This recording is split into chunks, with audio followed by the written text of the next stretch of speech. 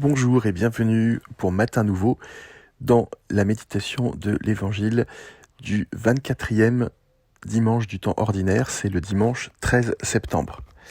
Et j'ai choisi comme phrase à méditer pour cet Évangile, « Je te rembourserai tout ».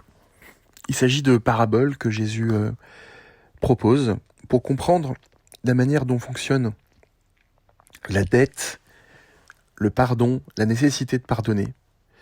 Du point de vue de ce qu'il enseigne, du point de vue du cœur de Dieu.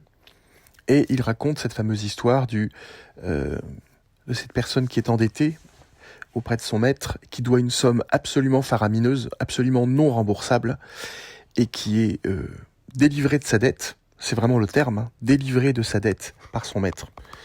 Et son maître constate que sur une dette beaucoup plus petite, avec quelqu'un d'autre, celui qui vient d'être libéré de sa dette se comporte de façon extrêmement intransigeante. Et du coup, il le fait mettre en prison.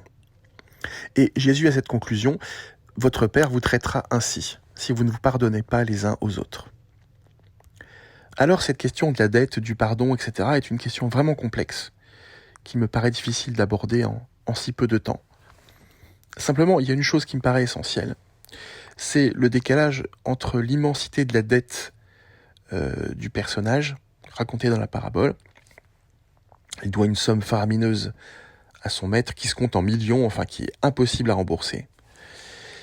Et il a une autre relation qui lui doit beaucoup moins, qui lui doit une dette beaucoup plus petite, beaucoup plus à taille humaine. Et là, il est intransigeant alors qu'il vient d'être libéré d'une dette immense. Et la question que ça me pose, c'est, sommes-nous conscients de nos dettes invisibles ? Sommes-nous conscients de ce que nous devons à un certain nombre de personnes ? Tout d'abord, nous avons la dette immense de la vie, de ceux qui nous ont donné la vie. Alors nous n'avons pas forcément toujours de bonnes relations avec nos parents, et parfois ils peuvent être séparés, on peut en avoir perdu un des deux ou les deux, on peut avoir des souvenirs d'enfance plus ou moins agréables, on peut être plus ou moins content d'être sur Terre. Certains peuvent se plaindre infiniment de leur vie. Certains peuvent se plaindre infiniment de l'éducation qu'ils ont reçue, de la manière dont leurs parents les ont regardés, les ont aimés. Mais enfin, tout de même, quelle que soit notre situation par rapport à cela, nous avons cette dette d'être là, qu'on ne pourra jamais rembourser. C'est un cadeau immense qui nous est fait de pouvoir vivre cette existence avec ce qu'elle a de surprenant, ce qu'elle a de joyeux. Et malgré les éventuels griefs que nous pourrions avoir face à cette vie, qui n'est pas toujours tendre avec nous, ni facile. Nous avons cette dette de la naissance. Nous avons vis-à-vis de Dieu cette dette simplement qu'il ait voulu que nous existions, que c'est par lui que nous existons. Et puis il y a toutes ces petites dettes que nous avons, que nous ne pourrons jamais rembourser. Ceux qui nous ont transmis, ceux qui nous ont appris, nos enseignants, ceux qui nous ont soutenus, ceux qui nous ont aimés, ceux qui nous ont permis de tenir debout tout au long de notre vie. Ce sont des dizaines, des centaines, des milliers de petites dettes invisibles que nous ne pourrons jamais rembourser. Mais nous sommes redevables de cela, tout de même. Nous avons une dette immense envers la planète, qui est notre terre nourricière, et qui nous donne tout ce dont nous avons besoin pour respirer, et pour manger, pour que la vie soit possible. Et cette dette, nous ne la remboursons jamais, même au contraire. Nous continuons de piller cette planète et de l'abîmer. Donc il y a toutes ces petites dettes dont nous n'avons absolument pas conscience. Et nous vivons dans une espèce d'insouciance totale. Et parfois, pour des dettes beaucoup plus petites, beaucoup plus insignifiantes, nous nous acharnons sur ceux qui nous doivent. Et évidemment, si on regarde et c'est ainsi qu'on le regardait à l'époque de Jésus déjà, si on regarde le péché comme une dette, le fait d'offenser quelqu'un, le fait de blesser quelqu'un, le fait de faire du mal, de faire du tort, volontairement ou involontairement, ça crée une forme de dette. Ça crée une relation qui n'est plus tout à fait limpide et insouciante. Eh bien, si nous vivons toujours ainsi, si nous créons, à cause de nos relations blessées avec les autres, si nous créons de la dette, eh bien petit à petit nous perdons la vie. Petit à petit nous cessons d'être des vivants. Parce que si nous vivons en faisant sans cesse du tort à autrui, si nous blessons par nos paroles, par nos actes, quelque chose en nous le sait. Nous ne sommes pas complètement dupes par rapport à ça. Nous savons quand nous faisons du mal.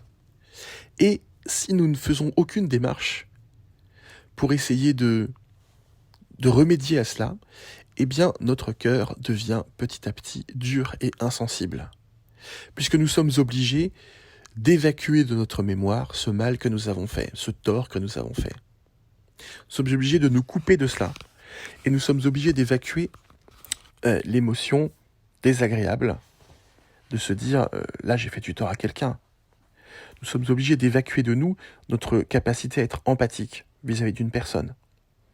Et donc du coup, nous sommes obligés de nous couper de cette réalité, de cette émotion, d'endurcir notre cœur.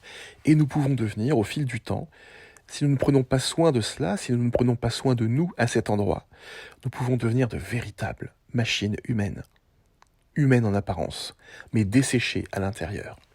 Et c'est ce processus dont parle Jésus dans cette parabole. Si nous ne prenons pas conscience de notre dette immense envers tout ce qui a permis que nous soyons là, que nous existions, et là évidemment il s'agit du maître, de la métaphore, hein, le maître de ce serviteur. Au travers de la figure du maître, on peut voir Dieu, mais on peut voir toutes nos petites dettes invisibles. Et on pourrait dire que la plus grosse dette, elle est par rapport au Créateur. Si nous ne prenons pas conscience de cela, si nous vivons comme des ingrats, alors nous allons être intransigeants sur de plus petites dettes, en particulier ce que l'on nous doit. Donc sur le plan spirituel, si on transpose au plan spirituel, toutes les offenses qu'on nous a faites, si nous ne pardonnons pas à notre prochain, alors nous allons vivre comme des pseudo-vivants, nous allons vivre comme des morts qui marchent. Et dans la logique de Dieu qui est le vivant, nous sommes coupés de lui. Nous sommes totalement coupés de Dieu. Et pour pouvoir à nouveau retrouver une relation vraie, vive, saine avec Dieu, il va falloir faire cette démarche d'examiner de près notre mode de vie. On ne peut pas relationner en vérité avec Dieu. On peut faire semblant, on peut réciter des prières, on peut penser à Dieu. Mais là, je parle de la relation vraie. On ne peut pas tenir face à face, en vérité, devant ce Dieu qui est le vivant, si notre manière de vivre nous a petit à petit conduit à être des morts vivants. C'est quelque chose qui ne va pas être possible à cet endroit-là, dans cette part de nous-mêmes qui veut se connecter, se relier à Dieu. Ce sera impossible. Et en tout cas, ce sera faux.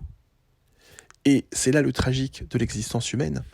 À cause de cette histoire de dette, nous pouvons passer notre vie à rater la relation avec Dieu, parce que nous ne sommes pas conscients de notre manière de vivre, qui petit à petit nous tue.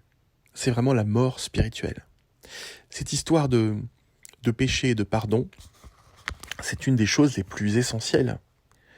Si nous ne sommes pas un peu conscients à certains endroits du tort que nous pouvons causer, des blessures que nous pouvons occasionner, si nous ne faisons rien pour en prendre conscience, et pour essayer de déposer cette dette, ce fardeau que nous portons à cause du mal que nous faisons, alors ça veut dire que nous ne sommes absolument pas conscients des immenses endettés que nous sommes. Et en prendre conscience, ce n'est absolument pas se culpabiliser, c'est tout simplement voir la vérité de ce qui est. Nous sommes des endettés vis-à-vis de l'existence, vis-à-vis de Dieu, vis-à-vis de la création, vis-à-vis de tous ceux qui ont compté pour nous et qui ont fait de nous ce que nous sommes, qui ont contribué à faire de nous ce que nous sommes. Et si nous nous comportons comme si nous n'avions pas de dette envers qui que ce soit, alors nous vivons dans une forme de mensonge. Nous nous racontons des histoires, nous ne sommes pas dans la vérité d'existence, et nous ne sommes pas dans la vérité de Dieu. Et malheureusement, ça peut occasionner une trajectoire de vie où nous aurons donné l'impression que tout va bien, mais à l'intérieur de nous, nous sommes déjà un peu morts. Et Dieu nous veut vivants. Il veut pouvoir se voir en nous. Il veut pouvoir regarder à travers nous son propre reflet. Si le miroir de ce que nous sommes par rapport à Dieu est encrassé de toutes ces petites vilainies, Dieu ne peut pas se voir en nous, il ne peut pas se reconnaître. La relation avec lui ne sera pas vraie. Donc il y a un sacré ménage à faire si nous voulons y parvenir. Et ça veut donc dire, Jésus l'explique très bien, que si nous voulons relationner en profondeur et en vérité avec le Seigneur et Créateur, il va falloir, et c'est obligatoire, regarder notre vie de manière un peu lucide. C'est une invitation exigeante, mais elle est passionnante. Je vous souhaite une très bonne semaine à vous et à ceux que vous aimez.